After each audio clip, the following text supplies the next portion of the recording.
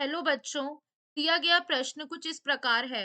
Ribosome का एक संकुल जो आरएनए के एकल रज्जु के साथ जुड़ा होता है कहलाता है पॉलीसोम, पॉलीमर, पॉलीपेप्टाइड या ओकाजाकी खंड।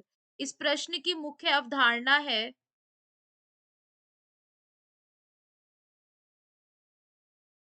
इस प्रश्न की मुख्य अवधारणा क्या है? पॉलीसोम।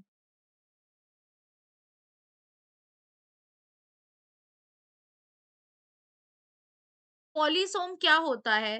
जितने भी प्राकेंद्रीय यानी प्रोकैरियोटिक कोशिकाओं में अनुवादन की प्रक्रिया के दौरान राइबोसोम एक संवेदवाहक आरएनए से जुड़कर श्रृंखला का निर्माण करता है। या हम ये कह सकते हैं कि जो राइबोसोम होता है, हम क्या कह सकते हैं इस कंडीशन में?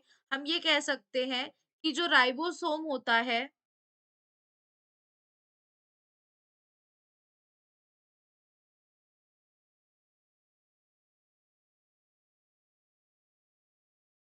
राइबोसोम जो कि संख्या में पाया जाता है 1, 2, 3, 4, 5।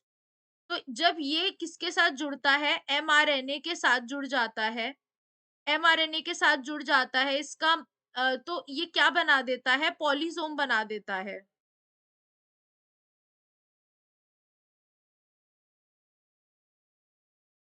क्या बना देता है? पॉलीसोम बना देता है जो प्रोटीन का निर्माण करते हैं।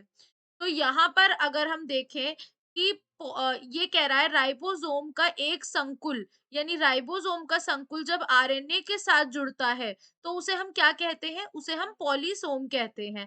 तो यहाँ पर यानी हमारा सही उत्तर क्या हो जाएगा? पॉलीसोम।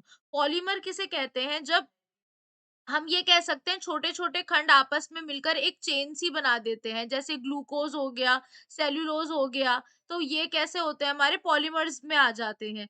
पॉलीपेप्टाइड जब बहुत सारे अमीनो अम्ल यानी अमीनो एसिड जो है आपस में मिलकर पॉलीपेप्टाइड की चेन बना देते हैं, तो ये भी हमारा गलत है। ओकाज़ाकी फ्रैगमेंट यानी खंड, इसमें क्या होता है जब डीएनए आरएनए में बनता है तो डीएनए के छोटे-छोटे टुकड़े होते हैं, फ्रैगमेंट्स, जिन्हें हम क्या कहते हैं? ओकाज़ाकी खंड कहते हैं। तो हमारा सही उत्तर क्या हो जाएगा? ऑप्शन ए हमारा सही हो जाएगा। आशा करती हूँ आपको समझ में आया होगा। धन्यवाद।